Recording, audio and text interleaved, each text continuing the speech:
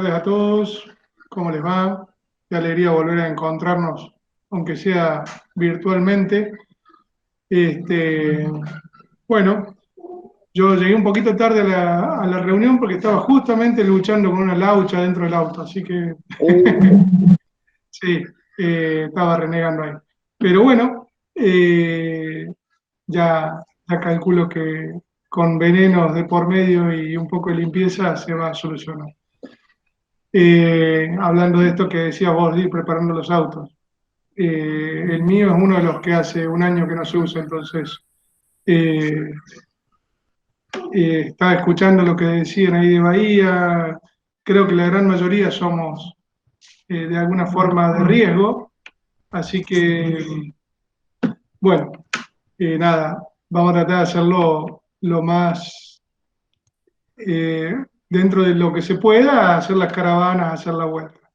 Con respecto a la charla de hoy, bueno, tenemos a la gente de España, así que creo que tienen muchas cosas para contarnos del otro lado del charco, como quien dice. Así que, bueno, bienvenidos a todos, buenas tardes y nos estamos contactando. Bueno, sí, como decía Alejandro justamente, hoy día tenemos el placer de recibir a tres hermanos españoles, en algún caso podríamos decir hijos o nietos. Estuvimos charlando esta semana un par de veces y hablábamos de esa relación especial que tiene España con Argentina. En este caso, especialmente a través de la pasión común por los Forte.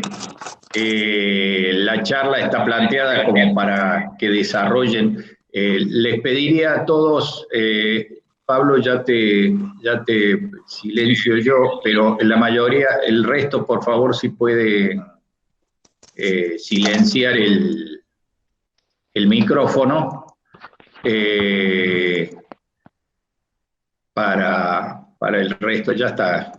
Eh, para que no haya interferencia. Como decía, la charla va a ser relativamente corta, la charla previa. Ellos mismos, ya lo voy a presentar,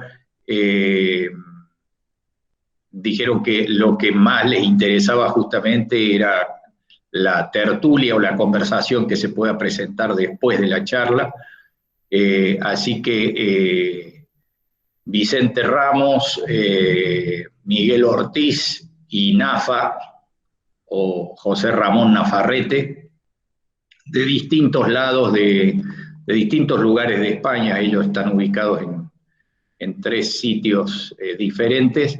Van a ir desarrollando justamente tres aspectos distintos del tema, como es cómo la historia de la Ford Motor Company en España, cuando se radicó en Cádiz, un poco la historia de cómo se juntan, cómo están reunidos a través del club, y algo que resultó interesante en las charlas previas que tuvimos, que es la historia del automovilismo en España, con cosas tan así contradictorias como una falta de recursos debido a las distintas guerras. Recordemos, España tuvo por Europa la Primera Guerra Mundial, después la Guerra Civil y después la Segunda Guerra, pero a su vez, mientras tanto, se desarrollaban marcas como la Hispano-Suiza o después Pegaso.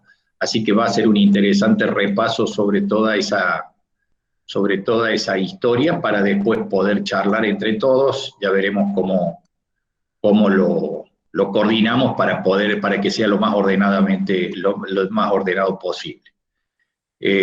Así que bienvenidos Vicente, Miguel y José Ramón. No sé quién de ustedes comenzaría primero.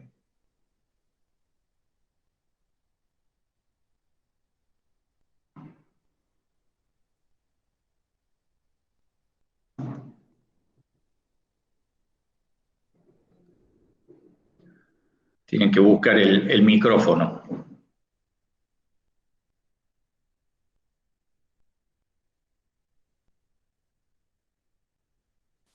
Hola. ¿Sí? Sí, José Ramón. No, Miguel. ¿Sí? ¿Se me oye? Sí, y se te ve perfectamente.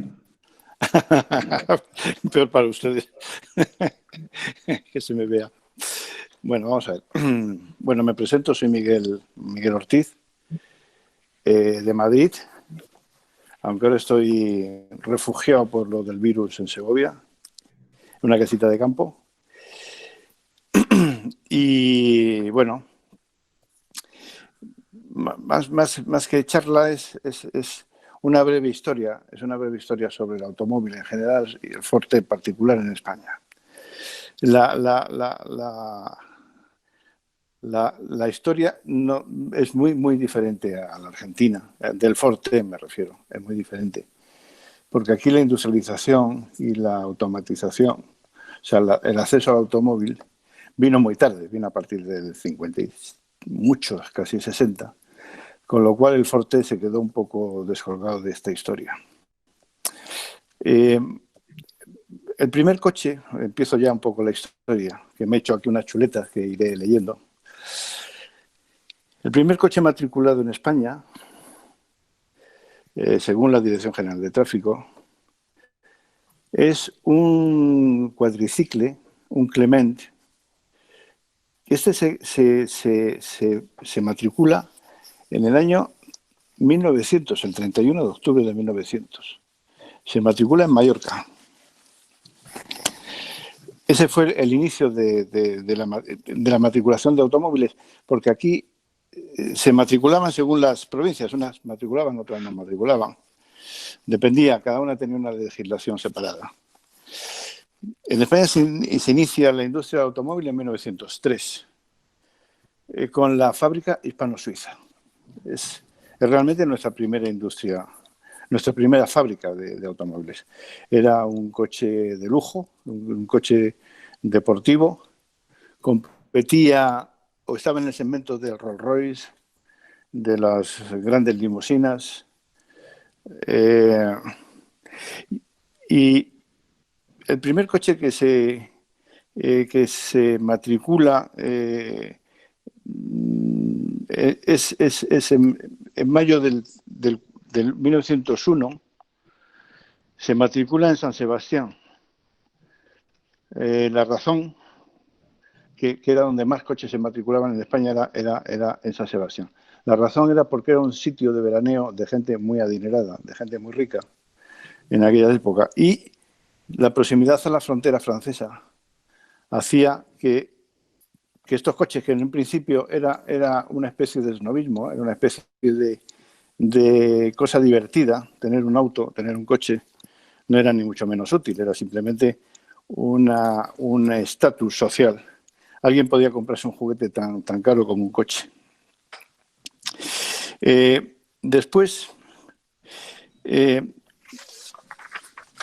1926 a 1930, ya pasamos a matricular 151.455 automóviles. Como veis, es un salto cualitativo. En 1904, Ford, y aquí empieza la historia de Ford, Ford se internacionaliza con la apertura de una fábrica en Canadá. Canadá es la primera fábrica que abre Ford. En 1912 abre fábricas en Inglaterra y en Argentina. Argentina e Inglaterra abren el mismo año. Y en 1920 abre en Francia y en España, en Cádiz. La historia de Cádiz es la siguiente. La historia de Cádiz es que fue un empeño directamente del mismo Ford, del mismo Henry Ford, que quiso que fuese Cádiz. ¿Por qué? Porque Cádiz estratégicamente es un puerto que para ellos el desembarco les venía muy bien. Después, Cádiz tenía una gran industria de vino, vinícola. Exportaba los sherry, los jerez. Y de hecho, la primera fábrica de Ford en Cádiz se instala en una fábrica de cerveza. Ellos compran una fábrica de cerveza que se llama La Segunda Guarda, compran esa fábrica y allí montan la fábrica de Ford.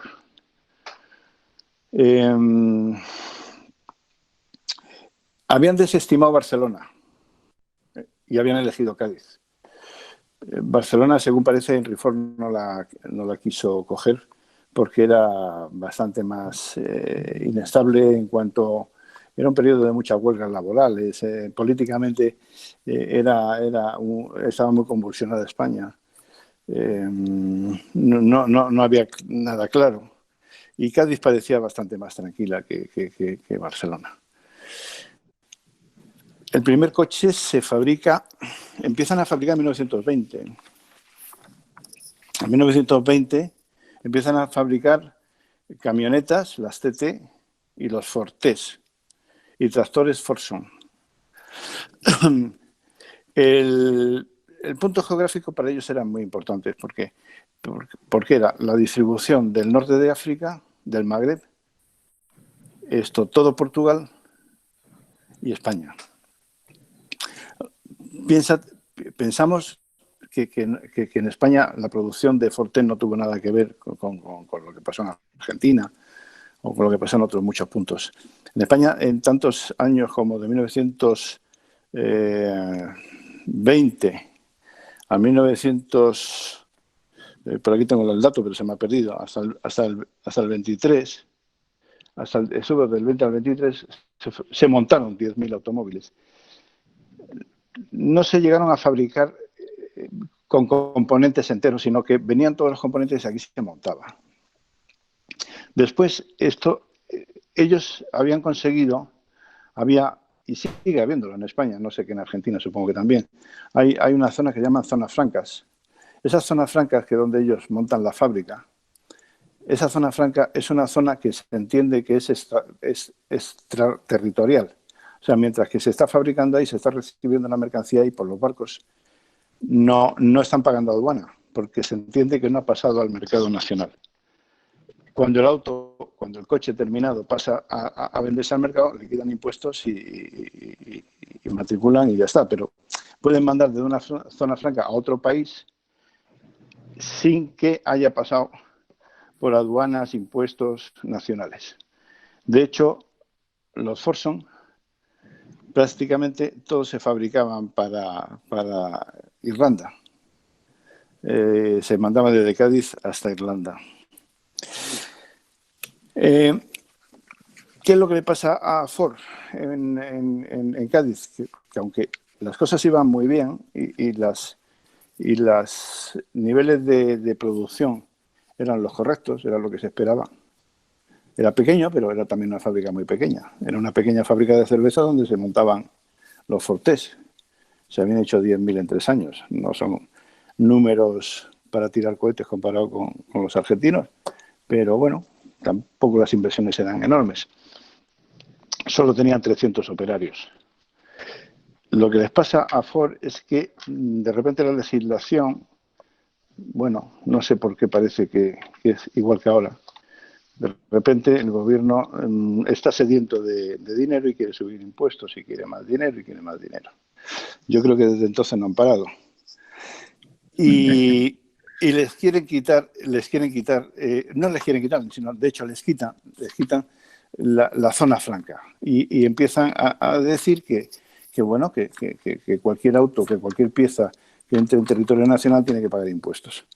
Con lo cual los números pues no salían. Y si salían, Ford era lo suficientemente fuerte como para decir, ahí os quedáis. Entonces deciden irse a Barcelona.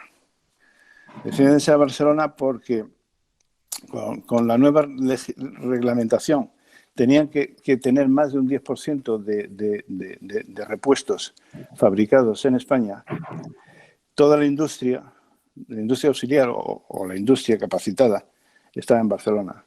También en Barcelona es donde mejor nivel de vida había. O sea, que te quiero decir, ahí estaban los clientes, ahí estaban los proveedores, pues lo lógico era trasladar la fábrica a Barcelona, como así hicieron.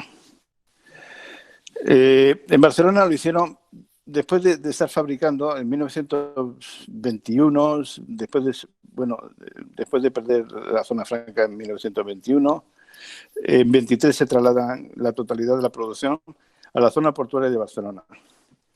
En 27, en España, la República ya instala la semana laboral de 40 horas, los sábados libres y pagados, y los domingos.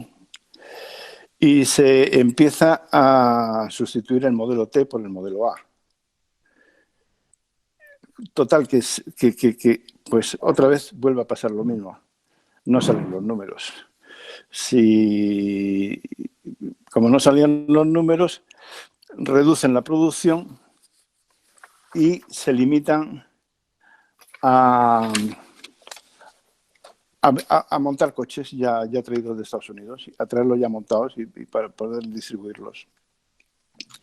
Entonces, en el 1929, y esto sí es curioso, se da entrada por vez primera a capital español en la fábrica. En un accionariado con una nueva denominación. La denominación es Ford Motor Ibérica S.A. Entonces, al hacer esta sociedad entra a cotizar en bolsa y pasa a depender administrativamente de la Ford inglesa. Eso es lo curioso. No de la Ford norteamericana, sino de la Ford inglesa.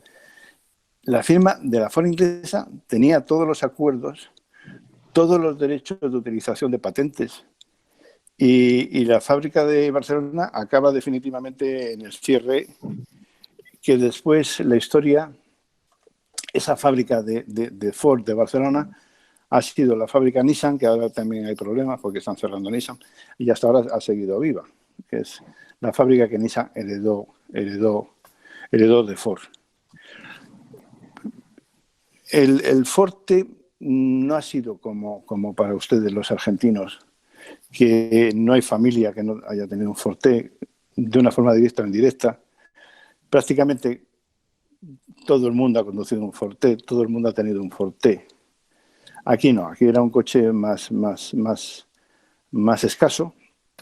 También por la legislación. Aquí se pagaba un impuesto de circulación que era altísimo y se pagaba por los caballos del coche. El Forte tenía 20 caballos, no era mucho, pero eso significaba pagar muchos impuestos, comparado con los coches franceses, que eran de menor cilindrada, motores mucho más pequeños, que es lo que la gente demandaba. De hecho, cuando Fora se fabricó en Barcelona, los motores del Fora venían de Inglaterra, venían hechos en Inglaterra. Y Inglaterra, como en España, tenían la misma legislación en cuanto a impuestos. Y en Inglaterra se hizo un motor para el Fora estéticamente idéntico, pero con bastante menos cilindrada, que son los Foras que se montaron en España. Entonces, el Fora español era un Ford, no recuerdo qué cilindrada tenía, lo podía mirar, pero no lo he hecho, y tenía menos caballos, pero por una cuestión de legislación de impuestos también el coche andaba bastante menos. Entonces, curiosamente, y a la vez, se estaba fabricando un hispano-suiza, o sea, algo tan rocambolesco como que estaban fabricando uno de los mejores coches del mundo por aquel momento, coche súper lujoso, coches muy bien acabados, coches que se exportaban a todo el mundo, pero volvía a pasar lo mismo. O sea, ya empieza políticamente a cambiar esto, empiezan las huelgas contra la fábrica tiene muchos problemas de continuación y montan en Francia la fábrica auxiliar, o sea, la segunda fábrica de hispano-suiza se monta en Francia, en París, por las huelgas que tienen en Barcelona. Fue una fábrica con mala suerte porque enseguida viene la guerra, los franceses nacionalizan la fábrica para hacer material de guerra, para hacer camiones, hacer vehículos industriales. Y en España pasa lo mismo. En España se dice que el coche de lujo no es importante, sobre todo con las ideas de entonces, muy a la izquierda. Entonces, todo lo que fuese lujo, dinero, elegancia estaba mal visto y se empiezan a fabricar autobuses, camiones, etc, etc, etc. Después de la guerra, esa fábrica se convierte en Pegaso. Y Pegaso sigue con las instalaciones de Hispano, empieza a fabricar camiones, empieza a fabricar autobuses, sobre todo camiones. Los primeros que empiezan son con un acuerdo con Leyland, con Inglaterra, que se empiezan a producir los Leyland aquí en España. Y después se desarrollan camiones propios. A la vez, un pequeño grupo de ingenieros desarrolla un coche deportivo que se llama el Pegaso. Hay varios modelos de Pegaso que se van desarrollando. La producción es pequeñísima, es una producción muy pequeña. No sé si se llegaron a producir 50 coches y cada uno tenía una carrocería diferente porque se carrozaban con arreglo a lo que pedía el cliente. Un cliente, la carrocería que quisiera, siempre deportivo, se lo producían para él. Sobre todo había un carrocero que se llamaba Serra, que era un gran carrocero que produjo verdaderos coches bellos. Este Pegaso no era solamente un coche hecho a base de desarrollar un chasis, hacer una carrocería y ponerle un motor que se comprase en cualquier sitio. No, desarrollaron los motores, las cajas de cambio, las transmisiones. Llevaba un V8 de producción nacional, de diseño nacional. Este Pegaso batió muchos récords de velocidad, de la milla lanzada, la milla parada. Tuvo récord de velocidad mundial absoluta. Eran coches que llegaban a poder moverse a 280 kilómetros por hora en aquella época, con frenos de tambor en aquella época. Con lo cual era una salvajada. No una salvajada, sino era una genialidad. Pero la poca visión de los dirigentes españoles optaron porque no era un proyecto interesante, que era más interesante producir camiones, como así fue, y retiraron el apoyo necesario para desarrollar este coche, que hubiera sido, yo creo, que una imagen y un vehículo de gran éxito. De hecho, ahora mismo los coleccionistas internacionales, un Pegaso normalito no hay. No existen Pegasos normalitos, todos son maravillosos.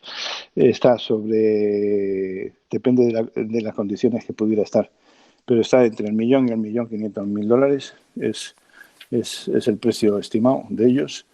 O sea, es un coche súper apreciado. Y un poco, esto es lo que quería contaros, sin meterme en mucha más historia ni más profundidad. Entonces, paso la palabra a José Ramón, si os parece.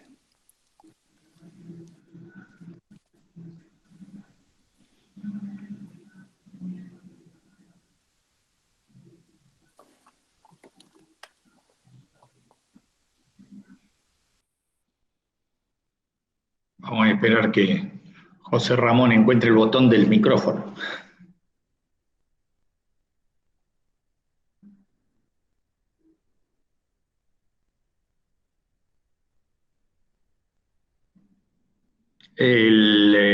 Miguel, mientras se integra José Ramón, está el tema de que no puede.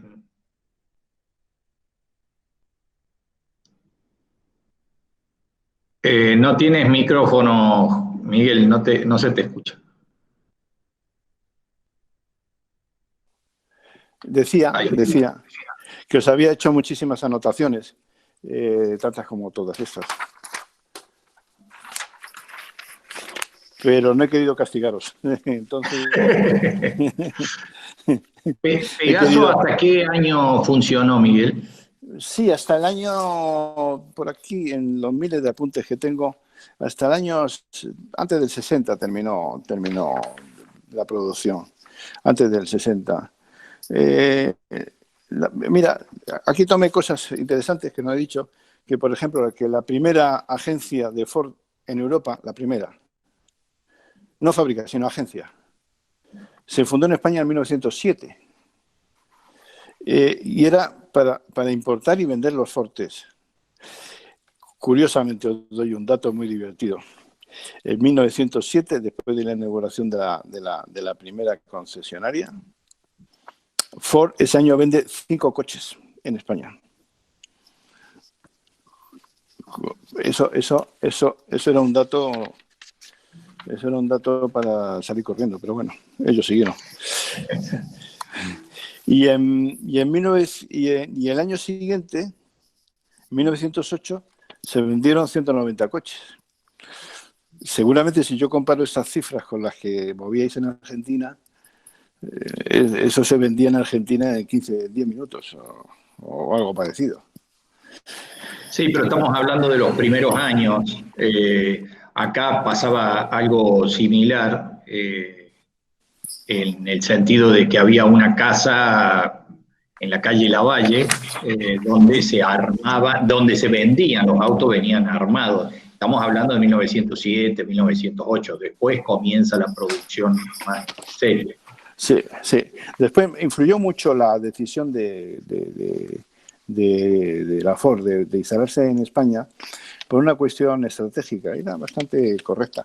Era que España, en 1920, después de la Primera Guerra Mundial, España había permanecido al margen de la guerra, de la Primera Guerra Mundial, y era un sitio con buenas relaciones con Portugal, con buenas relaciones con muchos países, y que era un sitio para establecer un negocio y poder distribuir el coche a través del sur de España a diferentes sitios. Sobre todo, ellos pensaban en el Magreb, pensaban en Portugal, porque el norte de Francia y Europa ya estaba Inglaterra, que es la que iba a suministrar esos automóviles. Claro. Y el depósito franco, que les importaba muchísimo, claro, porque el depósito franco, que hoy en día siguen los depósitos francos funcionando como negocio. No sé si en Argentina eso existe o no existe. Supongo que sí. Sí. Zona franca se llaman. Sí. Y existen, pero entiendo de que funcionan más como un depósito intermedio, no como fábricas, digamos, pero no conozco a fondo. Sí, aquí sí se podía y se pueden instalar fábricas, se pueden instalar almacenes, se pueden manipular mercancías, se pueden transformar mercancías, entendiendo que legalmente no estás dentro del territorio español. Claro. No están ingresados, digamos, al país. No están ingresados. Tenemos un problema, Miguel, con José Ramón. Entra, sale, se ve que le está errando. ¿Le está dando algún problemilla? Sí, o no sabe, no ha podido. Qué raro, porque está desde el principio, ¿no? Mira, aquí hay otro dato que dice que desde 1920, el primer coche que se matriculó en España de la fábrica fue el 2 de febrero y era un sedán, era un modelo sedán. Es el que más éxito tuvo en España, el modelo sedán. Dice con el número 300, en su chasis, el número 300. Y el primer camión fue para la empresa Pedro Domecq. No sé si conocen o han oído hablar de la empresa Pedro Domecq, que es una gran empresa que se dedica al vino, se dedica al Jerez. Sí, es una marca conocida acá en Argentina. Y dice, y un mes más tarde... Acá con el coñac era el... Sí, coñac. Sí, para nosotros es coñac. Para los ingleses es sherry. Sherry Jerez. Perdona. Sherry Jerez y coñac es coñac. Sería brandy para los franceses, sí. Claro. Dice que los tractores se vendían especialmente en Irlanda. Dice, el más caro era el sedán, que costaba 6.175 pesetas. El turismo sin arranque, eso no lo entiendo porque está aquí publicado. Dice, el más caro era el sedán, que salía por 6.175 pesetas. Dice, el turismo sin arranque se quedaba entre 1.575. Yo no sé qué se refiere a turismo sin arranque. No sé si es Y que... no tenía burro, ni dínamo, ni batería. Funcionaba con el alternador solamente. Sí, pues Acá José, no tenemos cámara de José, pero por lo menos lo escuchamos. Vale, os dejo con José. A ver, Daniel. Sí, te estamos escuchando, José Ramón. Me oyes ahora, ¿no? Vamos a ver. Miguel, le ha faltado presentarse.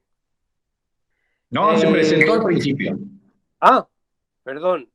Bueno, Miguel, ya os lo voy a presentar yo, es como un armario de 2 metros y yo soy pequeñín. Y para los amigos se llama Miguelito. Bueno, entonces, un buen día, allí por el año 1911, junto con Daniel. 2011, entonces. Yo creí que ibas a hablar del Forte de 1911. De 1900, del Forte. A ver, dime, Daniel.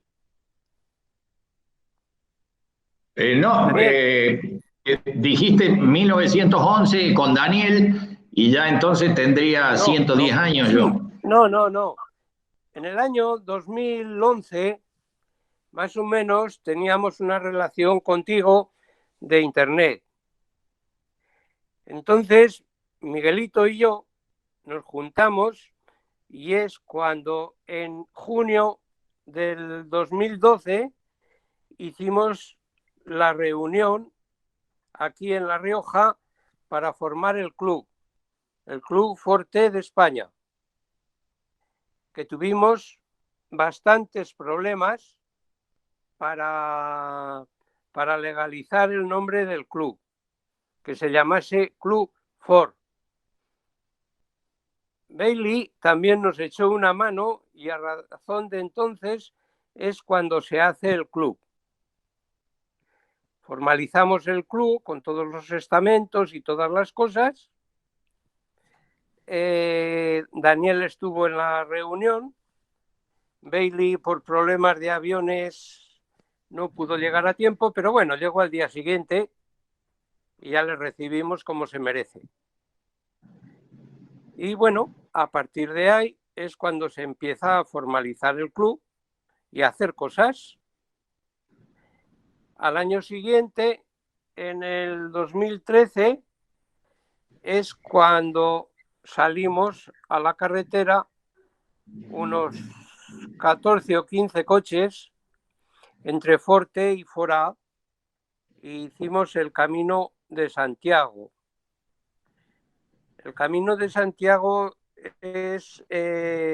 nace en Roncesvalles y termina en Finisterre. Primeramente pasa por Santiago, que es donde se le hace la ofrenda al apóstol, y seguimos ya menos coches hasta Santiago de Compostela. Miguelito, como era más valiente, regresa hasta su casa con su Forte. Y bueno, ahí es donde ya se empiezan a hacer cosas. Se lo dedicamos a aquel rally al apóstol Santiago y a Henry Ford. Y ahí es donde empezamos a hacer las cosas. Después, pues ha habido más rallies por Cantabria. En Almería se estuvo el año pasado. En Turégano, en Segovia también. Se visitó la granja donde hacen el vidrio, el acueducto de Segovia, en fin, recorriendo por todas las carreteras con nuestros Fords, sobre todo el T, que como el T no hay ninguno. Yo he tenido en mi vida muchos coches, muchos, pero hay 3 vehículos que no los quitaría por nada. Uno es el Forte, otro es el B-Scooter y otro es una motocicleta Zunda que tengo con sidecar. Pero el forito es que cuando te montas en uno pareces un superhombre, porque es diferente a todos. Y es la alegría que te da este coche, que es diferente. A mí me encanta y más conducirlo. Yo el Ford lo compré exactamente en el año 79, cuando tenía 29 años.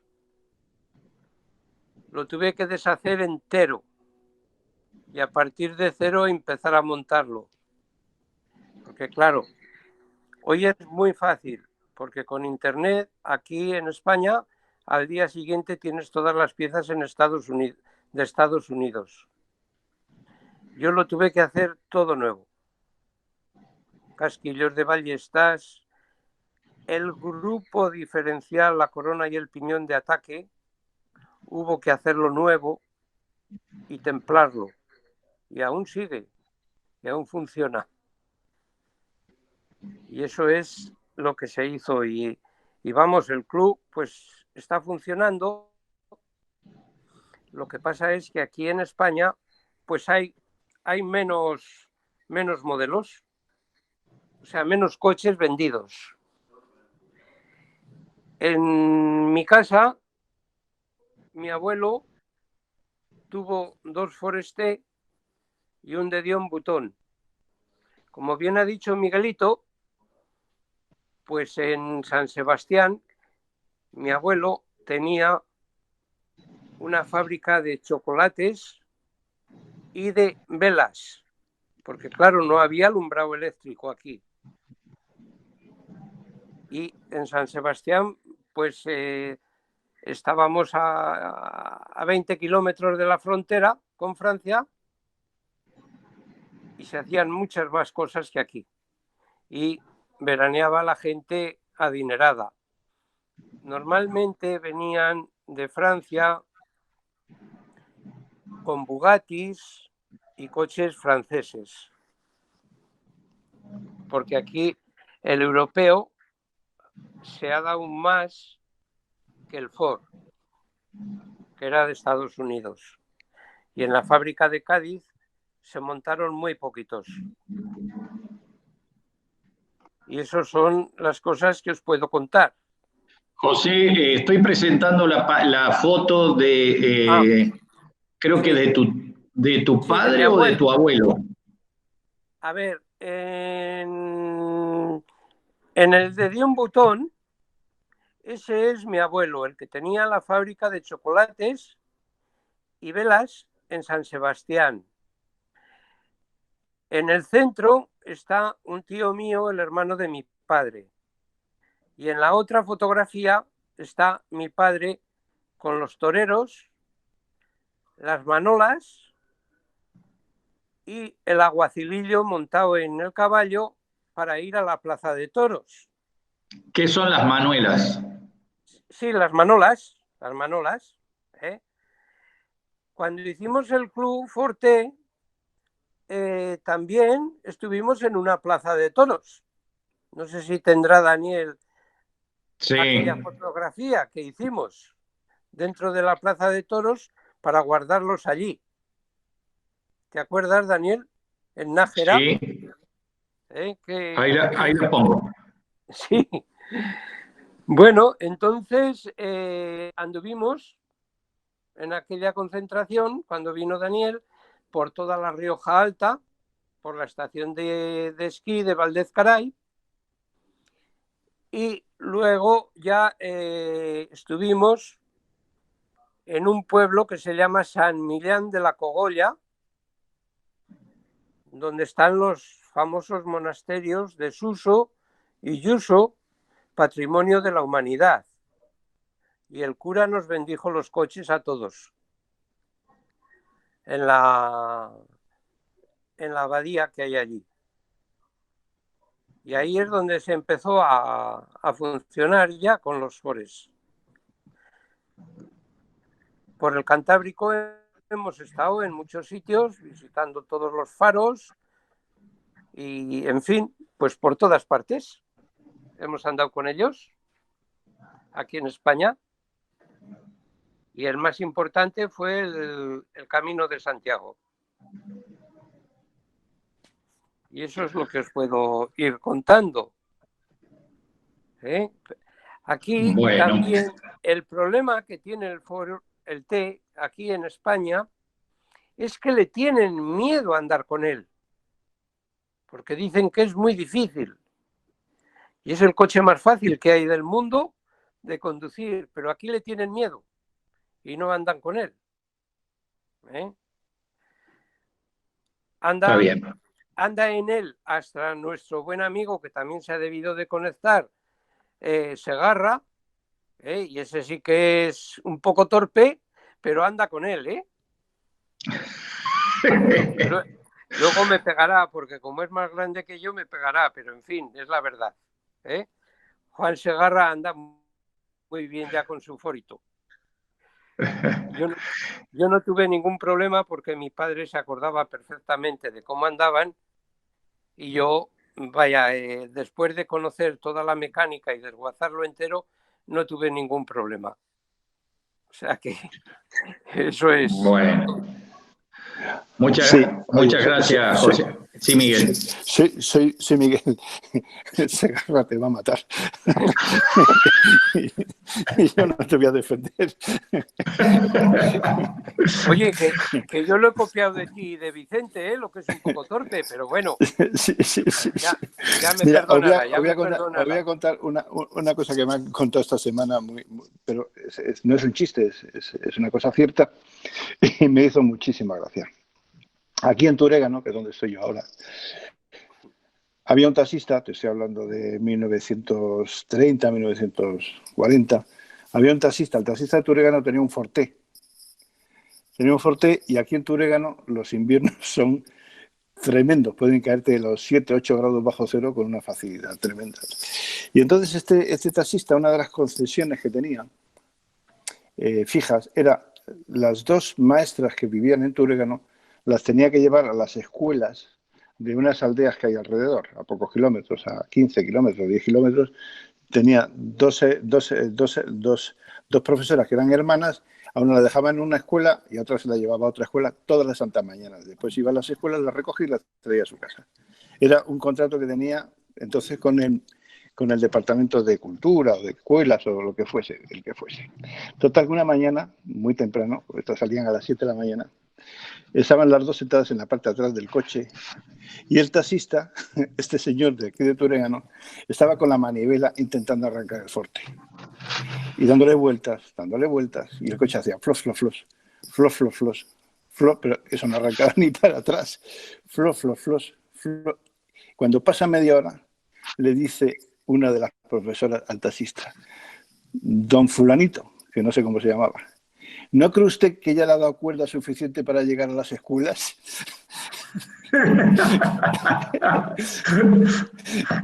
Con lo cual, según me contaron, el taxista empezó a dar patadas al coche y a insultarlas y a acordarse de todo, porque ya el tío no aguantaba más. Me ha parecido una historia curiosa para el Forte. Bueno, te agradecemos. Leo un poquito algunos mensajes que hay en el chat. Saludos de Cristian del Aporte, Walter Lista, cuando se integraron, lo mismo de Guillermo Watson. Me llama la atención las edificaciones de la Ford sean de estilo Art Deco, o sea, nos hace acordar mucho la fábrica de Cádiz, la parte externa, que si bien, como aclaraste vos, no la hizo Ford, sino que tomó de una cervecería o de una empresa de bebidas esas naves, pero debe tener que ver justamente con el desarrollo de la arquitectura de la época, porque acá en Córdoba justamente la agencia tiene una decoración que persiste, digamos, o sea, existe todavía el edificio, muy linda en ese estilo Art Deco. Bellísimo auto, el Pegaso, no conocía sus particularidades, la familia Daro, el Pegaso parece un auto más moderno.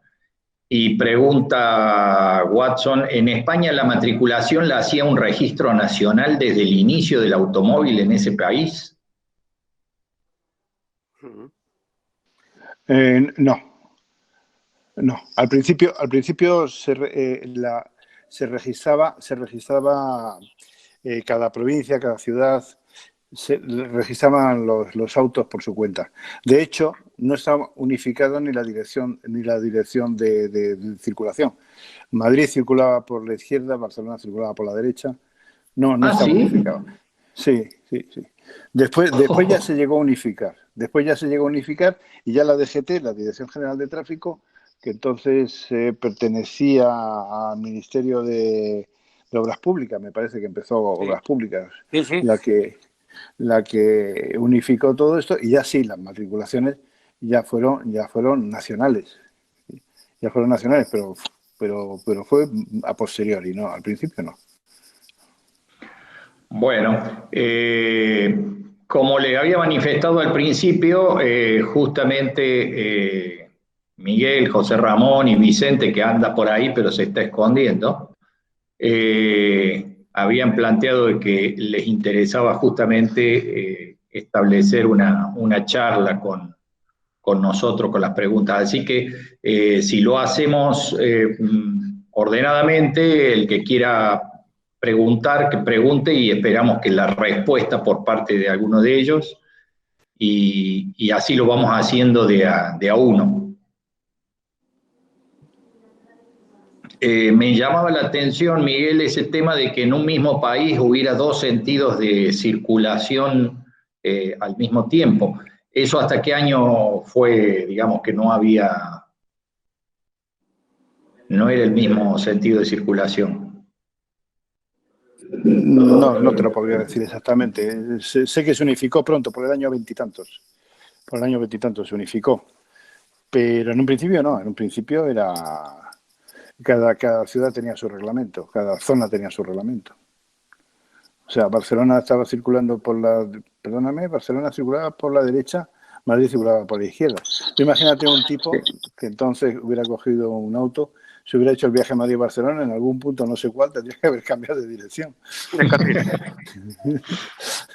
Aunque en aquella época los coches no tenían tanto alcance, normalmente, ¿eh? Normalmente, porque hay una historia, que digo normalmente porque hay una historia que a mí me apasiona, que es supongo que a vosotros también, es la famosa carrera Pekín-París, que participó un Dion Bouton, un coche holandés, que no recuerdo la marca, un Ital, que fue el que ganó, y un triciclo que no terminó, fue el único que no terminó. Pero el Ital se hizo el Pekín-París de una sentada, o sea que los coches andaban. Y eso era 1908, 1910, más o menos. Lo que debe haber sido eso, por Dios. Es una maravilla. De hecho, se reeditó, o se quiso reeditar el Pekín-París. Y yo me compré la Ford Pickup pensando que lo iba a hacer.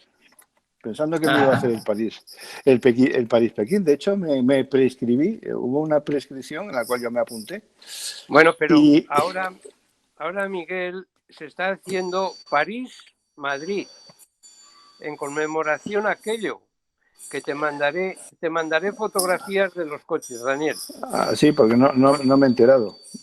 Sí. No me he enterado. A ver, ¿me oyes, Miguel? Sí. Esto, ahora, en conmemoración de aquel Pekín, se está haciendo París-Madrid. Entonces, yo estuve en uno de esos rallies viéndolo y tengo todas fotografías de los coches que le mandaré a Daniel para que os las muestre, que son muy bonitas. Y unos coches, iba un Forá con unos carburadores grandes que corría que se mataba. Sí, yo os lo mandaré porque las tengo. El Rally París-Madrid. Yo cuando hice la prescripción con mi Fora, con la pickup, el modelo 28, Esto me mandaron el reglamento incluso. Las modificaciones que le tenía que hacer a la camioneta eran relativamente pocas. O sea, le tenía que pasar, recuerdo que tenía que ser a 12 voltios, tenía que llevar alternador, tenía que llevar frenos hidráulicos y tenía que llevar amortiguación telescópica, amortiguación de aceite. Sí, amortiguadores. Y no había más modificaciones que hacerle. Con eso ya te permitían correr. Bueno, cinturones de seguridad de 3 puntos, etc, eso sí. Tenías que hacer una serie de cuestiones de seguridad y algunos refuerzos en la carrocería. Pero después no se llegó a hacer. Hablando de carreras así a niveles casi épicos, Guillermo Watson nos puede contar un poco, no sé si pasó por España ese Forte 1915 que está dando la vuelta al mundo, que en realidad desde Holanda, en realidad lo ha hecho en varias etapas, o sea, con retorno a Holanda y después salida nuevamente, y entonces hizo una primera etapa. Pero contale vos, Guillermo, la experiencia que tuvimos acá. No, por España no vino. No vino. Aquí sí estuvieron hace 2 años el Club Forte de América, el Club Ford A de América. Vinieron con varios coches a Portugal. Hicieron la vuelta por aquí, por la península. Aquí pasaron cerca de Pamplona. Yo les dije de haber venido a La Rioja, que tenían una comida pagada, todos, y no vinieron. Entonces estuvieron Bilbao, Pamplona, Zaragoza, Huesca. Pasaron cerquita de Logroño, pero no llegaron a Logroño. Guillermo. Sí, ¿cómo le va? Buenas tardes a todos. En el año 2014, un matrimonio de holandeses que estaban dando la vuelta al mundo a bordo de un Forte 1915, rompen su vehículo en Perú. No conseguían quien les reparara una bancada que habían roto el motor, y lo lograron traer arrastrando hasta Córdoba. Aquel motor lo desarmamos, se le hizo la bancada y pudieron continuar viaje. Fueron hasta Ushuaia y de ahí subieron, podemos decir, hasta San Pablo, donde al auto lo embarcaron y lo llevaron nuevamente a Holanda. Ellos habían iniciado esta travesía de la vuelta al mundo en ayuda de las aldeas escolares SOS. Ellos, que viene al caso lo de la Pekín-París, ellos le hicieron en su momento con el Forte, y ahí en Mongolia estuvieron en algunas de estas aldeas infantiles, y entonces lo tomaron al reto de ayudar a las aldeas como propios. Y eso les permite dar la vuelta al mundo a bordo del Forte. Y ahora en este momento ellos tuvieron un accidente muy cerquita de su casa, volviendo de un salón del automóvil en el año 2016, si no me equivoco.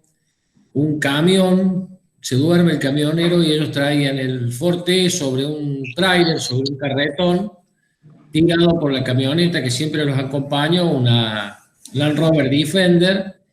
El camión los golpea de atrás, tumba el Forte, tumba la camioneta y destruye totalmente los 2 vehículos.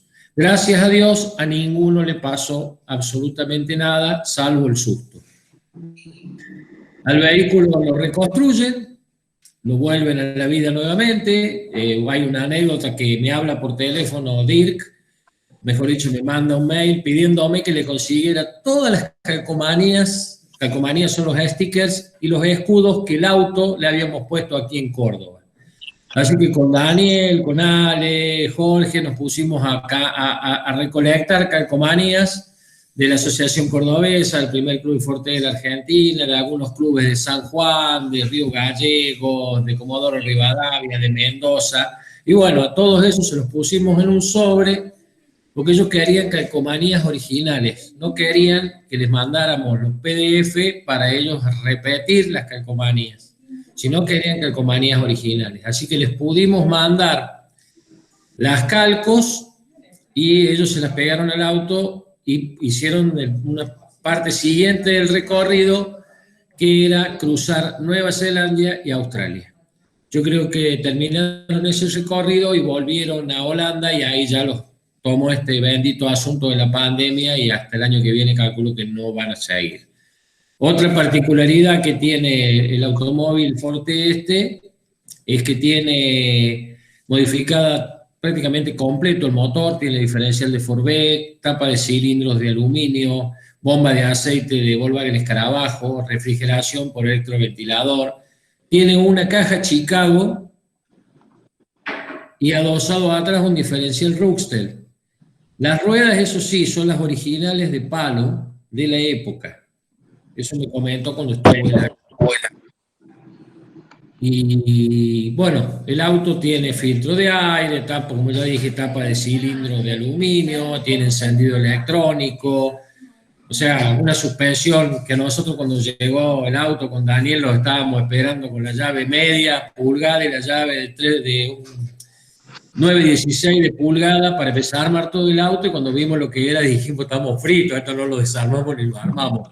Realmente una maravilla mecánica ese Forte. Y bueno, luego que el auto fue armado, que se le hizo el metalado de las bancadas y bielas, se armó el motor el día anterior a partir. Ellos me pidieron, como nosotros bautizamos los autos, le ponemos un nombre. Para nosotros no tiene que haber un Forte guachito que ande por la vida, todos tienen que tener nombre. Ellos le pusieron al auto mi apellido como nombre. O sea que a partir de ese momento el auto pasó a llamarse Watson. O sea, un gran honor para mí eso, ¿no? Bueno, esa es un poquito les cuento que hasta el día de hoy seguimos en comunicación, luego de haber pasado 6 años de esto, y estamos en comunicación permanente. O sea que ellos me tienen al tanto de todas las actividades que hacen con su Forte. Para eso hay una página que se llama Forte Mundial Rescatando al Té Holandés, que está en Facebook. Gracias.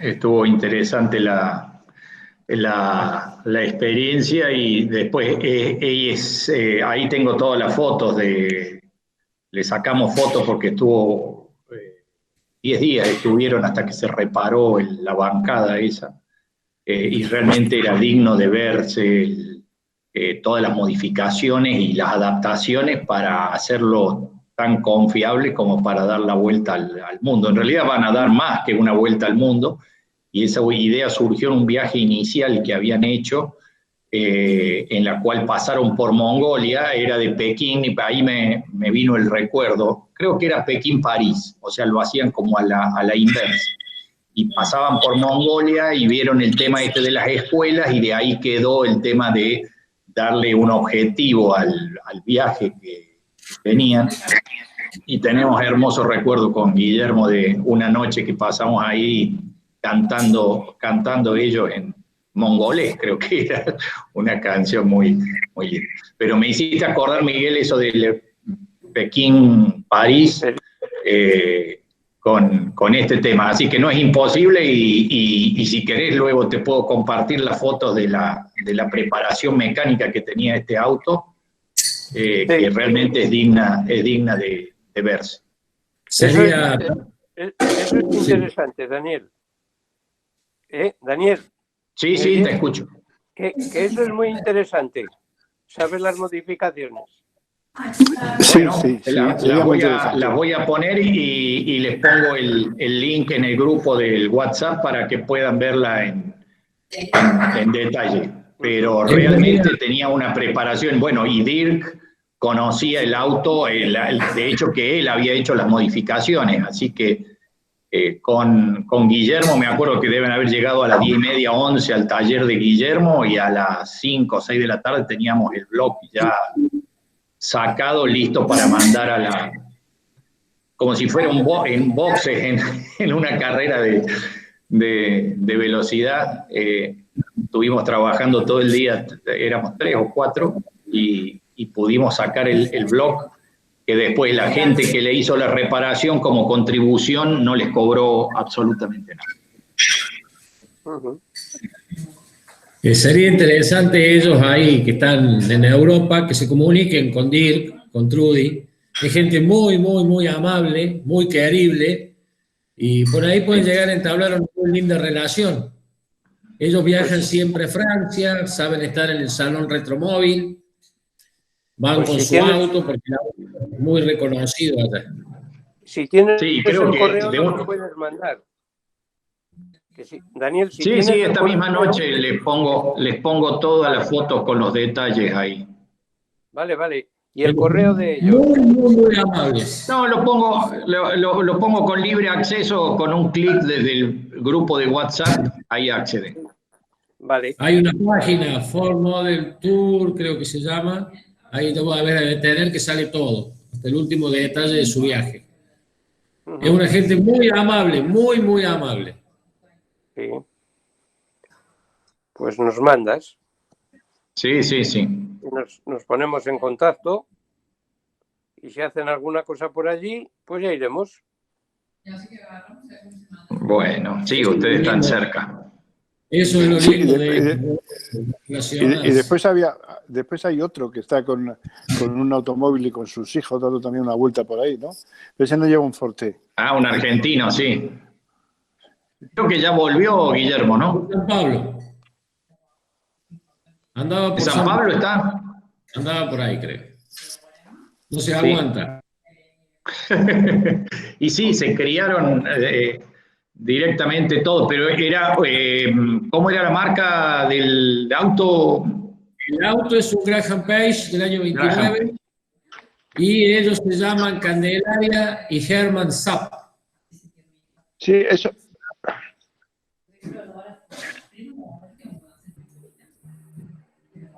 Se cortó el micrófono. No tenés micrófono, Miguel.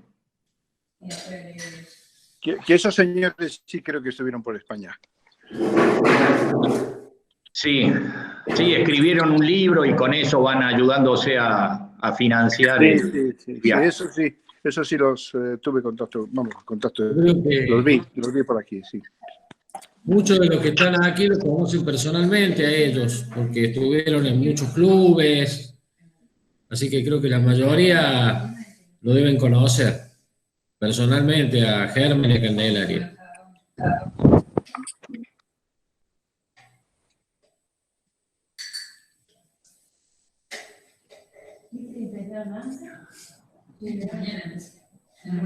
¿Alguien más que quiera? Sí, mira, Cristian del Aporte pregunta, si llevo mi Forte para recorrer Europa, ¿hay algún tipo de restricciones para circular? El Forte argentino, llevarlo a Europa. ¿Qué documentación necesitaría? Vamos a ver, si el coche viene matriculado con documentación argentina y el coche está temporalmente por motivo de viaje o de exhibiciones o tal, o sea que no se hace una importación, el coche puede circular. Cualquier coche que venga de cualquier parte del mundo con un permiso, si tiene documentación. Y más llevándolo el dueño. Llevándolo el dueño no hay ningún problema. No, ninguno. Tiene que tener permiso de circulación en Argentina, eso sí, toda la documentación argentina, con seguros en Argentina, tiene que tener todo, vamos a ver, tiene que tener toda la documentación necesaria para circular libremente en Argentina. Siempre y cuando esté... ¿Y no hay restricciones por el tema del modelo, frenos, registro, acá le llamamos el ITB, o sea, la parte mecánica, el control y eso? No, a ver, al venir toda la documentación de Argentina y en regla no tiene ningún problema. Sí. Lo único que no puedes andar por autopistas, por la velocidad, pero lo demás sin ningún problema. Puede andar por todas las carreteras. En algún punto, y en algunos sitios pues, no puedes circular por la noche, depende de la iluminación que traiga. Claro. Yo por ejemplo tengo Tengo un Forte mío, el amarillo, ese no tiene permitido circular entre antes del amanecer y después del anochecer, del atardecer, no puede circular por ningún sitio. Y después no puede circular en autopistas ni en vías rápidas. Y por lo demás, por todos los demás sitios, sí. Y el tema del cinturón, al no existir en sus años de fabricación el cinturón de seguridad, también están exentos. Ajá. Si en su época, cuando se fabricó el coche, no existía el cinturón, no tienen que ponerlo, porque no lo había en su época. Y el coche hay que conservarlo lo más original que se pueda. Claro, pero aquí se matriculan con una matrícula especial que se llama matrícula histórica. No sé si en Argentina sucede eso. O sea, aquí no es una matrícula común de los coches comunes. Lleva su propia matrícula, la matrícula que se llama matrícula histórica. De hecho, es una H seguida de un número que le corresponda. Y es una documentación especial para estos vehículos. No es una documentación genérica. Mi coche, por ejemplo, tiene su documentación del día que salió por primera vez a la carretera y yo no lo he matriculado histórico ni necesito. Voy, le paso la ITV con arreglo a cómo es el coche y ya está. Y puedo circular por todas las carreteras de España. Porque tiene su matrícula original. Pero no tengo por qué hacerlo histórico. No sé, eso ya es más problemático. Oye, así está y así ando por todas partes. A mí me han parado, me han pedido la documentación, se la he dado y adiós. Paso la ITV y a correr. ¿Cada cuánto tiempo pasa la ITV? Tú, como histórico, le pasas cada 4 o 5 años. Y yo la tengo que pasar anual. Yo tengo que pasar la ITV todos los años. Y tú cada 4 o 5. ¿Y qué te requiere el control ese, por ejemplo, en la parte de frenos? A ver, esas cosas aquí se hacen visual. Visual. Quiere decir que un Forte no lo van a meter en el frenómetro porque de adelante no frena. Porque no lleva. Y atrás, pues tampoco. Porque con un Forte... No frena ni adelante ni atrás. Ni atrás. A ver, está mal dicho. Y si no, que se lo pregunten a Miguelito a ver qué le pasó bajando una vez en una concentración en Santander, que casi para con la pared. Pero bueno, a ver, en la ITV, como mucho, te ponen un decelerómetro. Un decelerómetro quiere decir que te ponen en el aparato, arrancas y te mandan frena. Y si el decelerómetro frena, perfecto, ya está, ya vale. Ya vale. Intermitentes, pues hombre, yo por seguridad le puse unos pilotos que no van con el coche, pero ahí están. Y luces, pues hombre, el Forte corre poco, pero la luz la dejas atrás de lo que corren, porque no alumbran. Entonces, ¿Vosotros en Argentina pasáis ITV? No, pero eso está en el aire, digamos, o sea, en principio creo que no estaríamos exentos de eso, pero te imaginas, pero no hay como una legislación especial, o sea, si yo voy a un ITV, se llama acá, bueno, es lo mismo de ustedes, me van a exigir lo mismo que le exigen a cualquier auto con los frenos, por ejemplo, con las luces y todo eso, y por supuesto que en ese caso no pasaría. No, aquí no. En principio aquí, ya te digo, miran los frenos con un decelerómetro, como a un tractor, porque un tractor tampoco lo meten en los frenómetros. le ponen un aparato en el tractor que frena y retiene y ya está. La dirección, pues hombre, el mecánico te mira las rótulas de la dirección y ya está. O sea, si están bien, están bien. Si están mal, te dice que las arregles. Pero, a ver, en estos coches, hasta el día de hoy, las cosas se hacen visuales, que es lo normal, porque claro, si te Está meten bien. un Forte a A mí, un frenómetro, a mí, pues, a mí me han echado la camioneta para atrás en un ITV, me la han puesto en apta, porque frenaba más de una rueda que de la otra.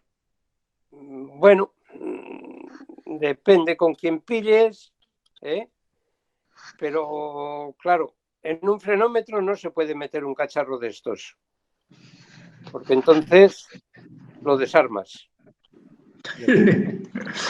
¿No?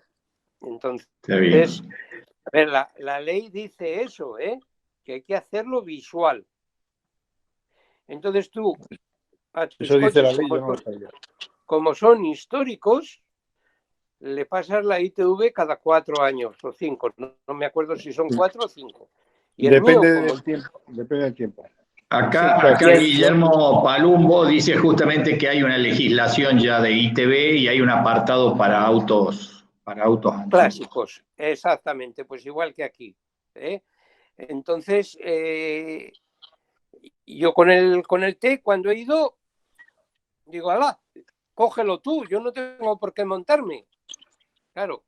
Y en el momento que les mando que lo cojan ellos para que lo pasen por las máquinas, dice, ala, venga, sal afuera, dale la luz, dale esto, dale lo otro. Claro, y no se atreven a cogerlo porque no saben. ¿Y qué dice? Dale la luz, dice, déjame el mechero. Claro. Entonces, voy a ver si tengo carburo. Sí. Todas estas cosas se hacen visuales. Se hacen visuales. Porque, ¿Lo tiene funcionando con carburo, Miguel? No, llevo a la instalación, pero no. Le puse unas bombillitas, pero ahora no tengo ni electricidad ni carburo, no llevo nada. Sí. Vicente sí le hace funcionar con carburo, ¿eh? Vicente sí. Sí. Vicente sí. Vicente, no sé si estás por ahí o no. Sí, está ahí mirándonos tranquilamente desde su recinto. No sé si está en una cama. Bueno, es que allá es bastante tarde también. ¿Qué hora es? ¿2:30? Aquí ahora son las 2:25, sí. 2:25. 0:30. Vicente, habla algo, Vicente. Habla mudito. No, se ha callado. Está ahí callado. Bueno. Se ha callado. Y Juan Segarra también está callado. Ahí. No dicen nada. No. Bueno, chicos. Ha caído sobre ustedes dos toda la responsabilidad. Bueno, si no hay más preguntas, leo por último los últimos mensajes. Ya alguno leyó también Guillermo. Muy interesante la charla. ¿Tienen idea de cuántos Forte hay en España? Graciela, Jorge Carnevali pregunta eso. Sobre 80, 90, pocos. En toda España, y la mitad no andan. En funcionamiento hay muy poquitos. Yo creo que el funcionamiento puede haber 40 o 50 más. Sí. Y quizás esté exagerando bastante. Sí. ¿Me oís ahora? Ahora. Sí. ¿Me oís? Hola, Vicente. Hola, buenas tardes. Es que no me funcionaba tampoco lo del micro.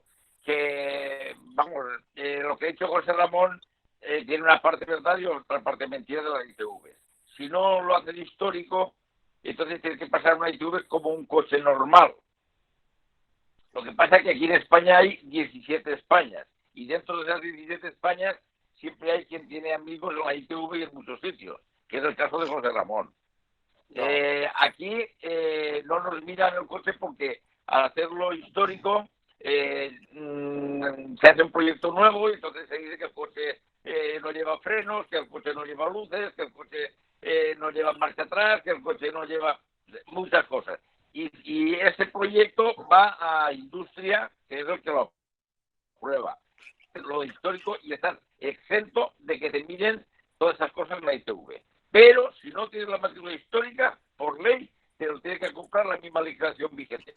Y claro, la legislación vigente, empezamos por los gases, y los gases no cumple nadie. La dirección tampoco cumple nadie. Los frenos no cumple nadie.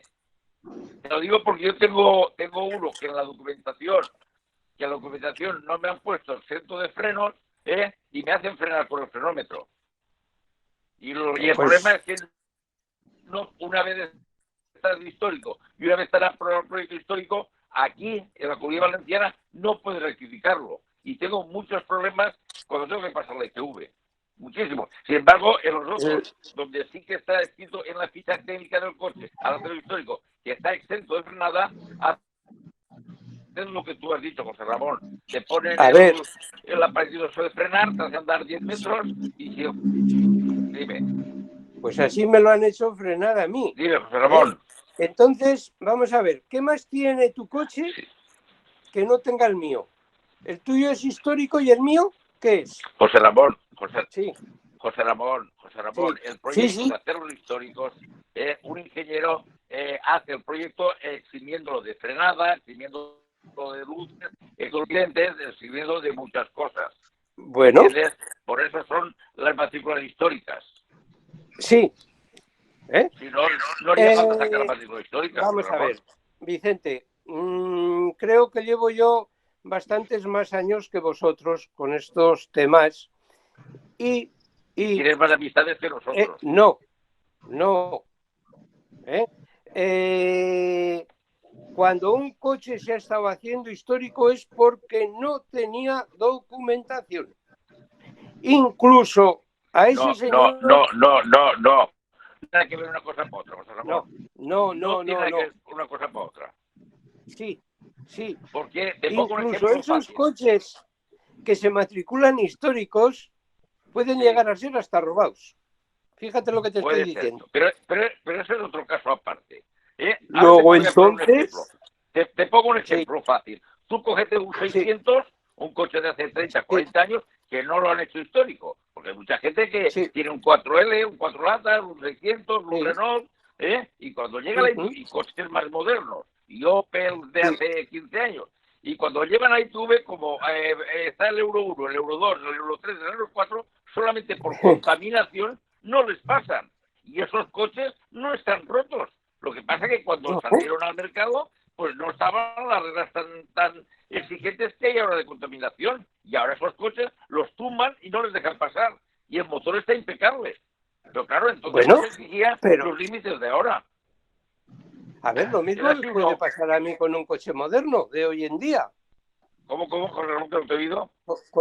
Con el Mercedes, por ejemplo, tampoco me van a dejar entrar en Barcelona, por decir una ciudad, o en Madrid, porque contamina. ¿Y cuál es el que no contamina? Ahí tienes un ejemplo, pero es que hay unos límites que cada año los ponen más restrictivos. Entonces, si tú tienes un coche antiguo, lo que hacen es darte por el saco para que lo tires y compres uno nuevo. A no ser que lo hagas histórico y te aprueben el que no tengas que pasar los rumos, no tengas que pasar faros, no tengas que pasar frenada, no tengas que pasar de eso. Para eso tiene que ser el proyecto de histórico. ¿Me quieres decir cómo hacen las pruebas de humos a los barcos y a los aviones? Eso lo hace Jesucristo y nos manda por baile a España. Todo lo que está en el aire lo hace Jesucristo desde arriba. A ver, yo te digo que no he tenido ningún problema.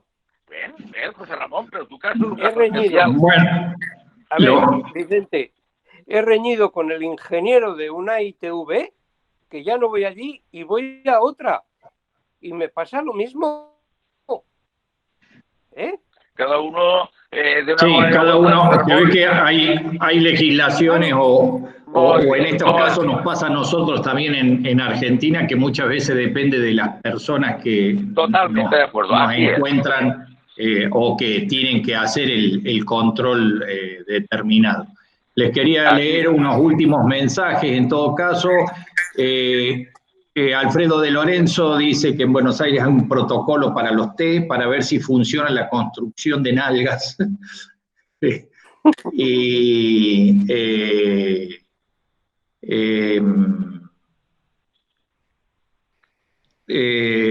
no creo que haya, no, esos serían los últimos mensajes. Así que bueno, si no hay más preguntas, le pediríamos en todo caso a nuestro presidente que le dé un cierre y la invitación, por supuesto, que repetimos en todas las charlas para la participación en el encuentro y sobre todo la historia. Discúlpame, Alejandro, un minuto para que Alfredo nos cuente cómo está el tema de las historias de los autos, Alfredo de Lorenzo, cómo está el tema de la historia de los autos, que es lo que estamos solicitando que le acerquen para integrarlo en el libro, que ya nos queda poco más de un mes. Bueno, esta semana recibí unas interesantes historias. Estamos en torno a las 10 historias, con algunas que ya están en camino también, o sea que vamos a tener una base de 15 historias. En realidad quisiéramos tener más, pero bueno, es lo que tenemos. Son pocas pero buenas, esperemos sumar en los próximos días más historias. El libro ya está teniendo una forma muy linda, ya superamos las 300 páginas, así que está simplemente para recibir las historias y bueno, y darle el toque final para que en el encuentro todos puedan tener su libro en su poder. Bueno, gracias, Alfredo. Ale.